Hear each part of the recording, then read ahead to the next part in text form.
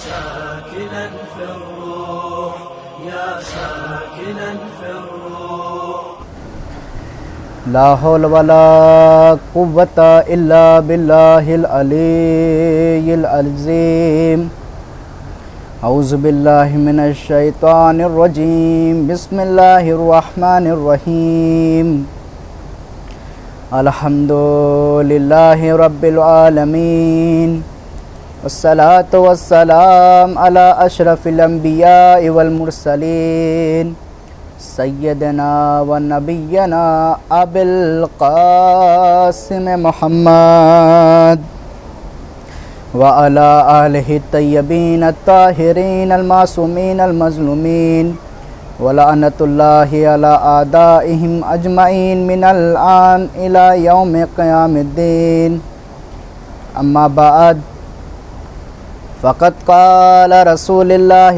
صلى الله عليه وآله وسلم حسین منی و انا من الحسین صلوات پڑھیں محمد و آل محمد اللہم صلی علی محمد۔ عزیزان گرامی، برادران عزیز، عزاداران سید الشہداء، عشر محرم کی یہ دوسری تقریر آپ تمام عزادار کے سماعت کے حوالے ہے۔ اس وقت ہم کربلا مقدسہ میں بیٹھ کے کوشش کر رہے ہیں کہ مومنین کو مظلوم کربلا کا پرسہ دیا جائے۔ دعا کرتے ہیں خداوند عالم سے کہ آپ سب کو بھی جلد سے جلد کربلا مقدسہ کی زیارت نصیب ہو۔ مومنین، جیسے کہ ہم نے پہلی گفتگو میں، پہلی تقریر میں امام حسین علیہ السلام کے متعلق ہی بحث کی تھی، اپنی گفتگو کا آغاز کرنے سے پہلے آپ تمام مومنین کی خدمت میں پیش کریں کہ عزادار کہتے کسے ہیں۔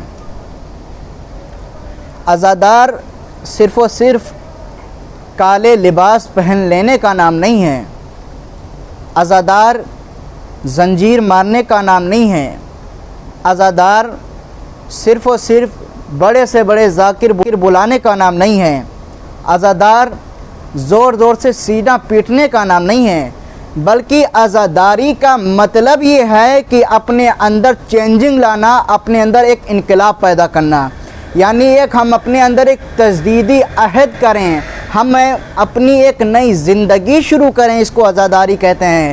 یعنی کیا؟ یعنی ماہ محرم الحرام جب آیا، جب چاند نمودار ہوا، تو ہم کو چاہیے کہ ہم گناہوں کو ترک کر دیں۔ اگر ہم غیبت کرتے ہیں تو پھر غیبت کو ترک کر دیں، اگر ہم برائی کرتے ہیں تو پھر برائی کو ترک کر دیں، اسی چیز کا نام ہے عزاداری۔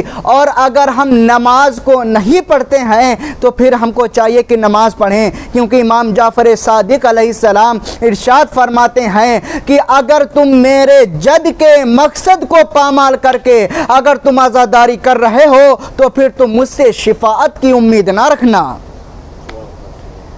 تو پھر ہم سے شفاعت کی امید نہ رکھنا۔ عزیزان گرامی، جب محرم الحرام کا چاند نمودار ہوتا ہے،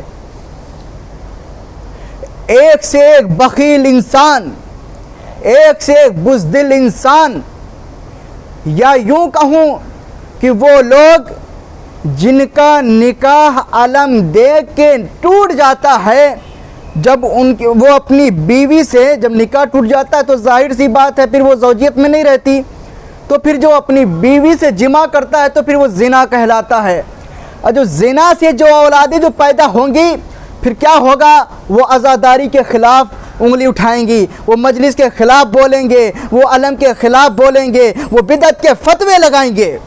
लेकिन याद रखना कि ये आज़ादारी ना रुकी थी और ना ही रुकेगी। क्यों? ज़माने वालों ने बहुत ही कोशिश की, जालिम एक से एक आया, उसने जुल्म किया आज़ादारी के ऊपर, आज़ादारों के ऊपर उसने जुल्म किया, लेकिन आज़ादारी नहीं मिटी। पूरी हुकूमतें आज़ादारी के खिलाफ हो गई, लेकिन आज़ादारी नहीं मिटी। यहाँ तक कि जनाबे ज़ैनब ने यजीद के घर में फर्श अज़ा बिछा के यजीद से बता दिया, ऐ यजीद याद रखना कि ये जो फर्श अज़ा आज मैंने तेरे घर में बिछाया है, ये फर्श अज़ा ता कयामत तक मेरे नाना की उम्मत में घर घर में बिछता रहेगा। ये फर्श अज़ा, ये आज़ादारी दो चार बमबारी करके क्या तुम समझते हो ये आज़ादारी रुक जाएगी? दो चार तुम ब्लास्ट करके तुम क्या समझते हो ये आज़ादारी रुक जाएगी? ये आज़ादारी नहीं रुकने वाली है दुआए ज़हरा। ये हैं आज़ादारी करने वाले दुआए ज़हरा। इसके ऊपर लाख पाबंदी हो, लेकिन आज़ादारी नहीं रुकेगी। क्यों? इंशाल्लाह बयान करूंगा। जैसे कि ज़माने ने, हुकूमत ने बहुत ही ज़्यादा ये कोशिश की कि करबला मुकद्दसा में कोई ज़ार ना आए, कोई ज़ियारत करने के लिए ना आए, रोज़े को मिसमार कर दिया जाए। अल्हम्दुलिल्लाह आज जब तुमने जुल्म किया रोज़े के ऊपर, हमारे ज़माने में देख लो क्या हुआ कि जालिम मिट गया, जुल्म करने वाला ख़त्म हो गया, जुल्म करने वाले नाबूद हो गए। लेकिन रोज़े इमाम हुसैन अलैहिस्सलाम आज उससे और भी ज़्यादा मुनव्वर हो गया। क्या तुम चाहते हो आज़ादारी मिट जाएगी? याद करिए वो सद्दाम का दौर, आज़ादारी के ऊपर क्या हुआ? कहाँ जा रहे हो ज़ियारत करने के लिए? और भी जालिम के ज़माने हैं, कहाँ जा रहे हो ज़ियारत करने के लिए? अच्छा, ज़ियारत करने के लिए जा रहे हो, तुम्हें अपना हाथ कटवाना पड़ेगा। हम हुसैन के आज़ादार हैं, अपना हाथ कुर्बान कर देंगे। हाथ कटवा दिया, ज़ियारत के लिए आ रहे हैं। कहाँ जा रहे हो ज़ियारत करने के लिए? पैर कटवाना पड़ेगा, कटवा दिया। अज़ीज़ान मोहतरम, ये आज़ादारी रुकने वाली नहीं है। ये आज़ादारी याद रखिएगा, हम लोग दुआए ज़हरा हैं, दो चार बम ब्लास्ट से हम लोग ख़त्म होने वाले नहीं हैं। अगर हम लोग ख़त्म होने वाले ही होते तो फिर मैदान करबला में ख़त्म हो चुके होते। लेकिन हमारी ज़िंदगी का इसमें वजूद होना इस बात की दलील है कि हम मिटने वाले नहीं हैं। तो अज़ीज़ान मोहतरम, अब हम आपको एक जुमला सुनाते चलते हैं। ज़ियारत वारिसा में हम पढ़ते हैं क्या? या लैतनी कुन्तो माकुम फाफूज़ा माकुम। ऐ मौला, काश मैं आपके साथ होता तो अपनी जान भी कुर्बान कर देता, आपके साथ मैं कामयाब होता। अज़ीज़ान मोहतरम, आज भी एक हुसैन पर्दे गैब में मौजूद है। आज भी एक हुसैन पर्दे गैब में मौजूद है। याद रखिएगा कि हमको चाहिए कि हम अपने आमाल ऐसे बनाएं, अपने किरदार ऐसे बनाएं, अपना अखलाक ऐसा बनाएं, कहीं ऐसा ना हो कि जब मेरा पर्दे गैब से आए और वो हल मिन नासिरियन सुन्ना की सदा बुलंद करे और हम लब्बैक ना कह सकें। तो अज़ीज़ान मोहतरम, ज़रा हम बेदार हो जाएं। तो हुसैन मिन्नी व अना मिनल हुसैन, हुसैन मुझसे है और मैं हुसैन से हूँ। मैंने दुनिया वालों से पूछा कि हुसैन क्या है? किसी ने कहा कि हुसैन रसूल का नवासा है। मैंने और आगे बढ़ के पूछा कि हुसैन क्या है? किसी ने आगे बढ़ के कहा हुसैन फ़ातिमा का लख्त जिगर है। मैंने आगे बढ़ के और पूछा हुसैन क्या है? किसी ने कहा कि अली का नूर ऐन है। मैंने आगे बढ़ के और पूछा कि हुसैन क्या है? तो फरमाया इमाम हसन मुस्तफ़ा का भाई हुसैन है। मैंने और आगे बढ़ के पूछा कि हुसैन क्या है? किसी ने कहा कि किस्मत में जो ना हो, किस्मत में जो ना हो वो हुसैन से मांगो, वो हुसैन है।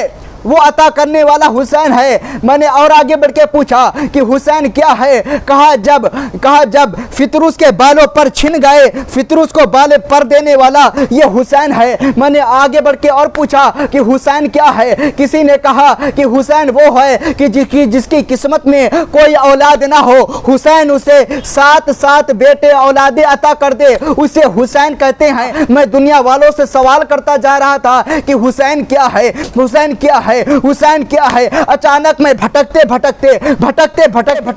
ख्वाजा मोइनुद्दीन चिश्ती की दरगाह पे पहुंचा। मैंने पूछा हुसैन क्या है? ख्वाजा साहब ने कहा शाह अस्त हुसैन, बादशाह अस्त हुसैन, दी अस्त हुसैन, दीपना अस्त हुसैन।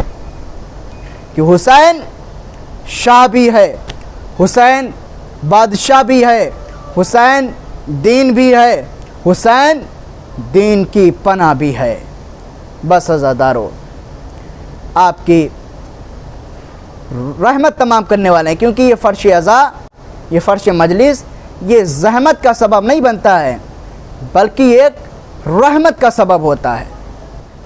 तो हुसैन दीन भी है, हुसैन दीन को पनाह देने वाला भी है।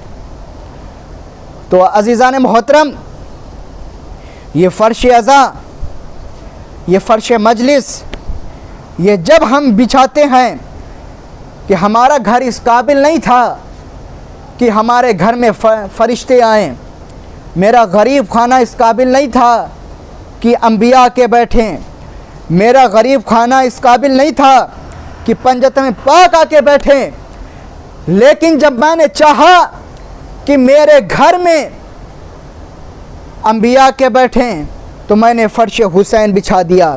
जब मैंने चाहा कि मेरे घर में अहले बैत आके बैठें, मैंने फ़र्श हुसैन बिछा दिया। जब मेरा दिल चाहा कि मेरे घर में अहले बैत आ जाएं तो मैंने फ़र्श हुसैन बिछा दिया। मेरे गरीब खाने में जब मैंने चाहा कि अंबिया और फ़रिश्तों का नुज़ूल हो जाए, रहमतों की बारिश हो जाए, मैंने फ़र्श हुसैन बिछा दिया।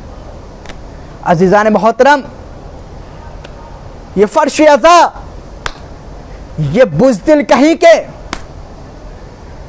ये जो हरामी लोग हैं, ये लोग जो चाहते हैं कि हम आज़ादारी पे बमबारी करके आज़ादारी को मिटा देंगे, ये मिटने वाली नहीं है।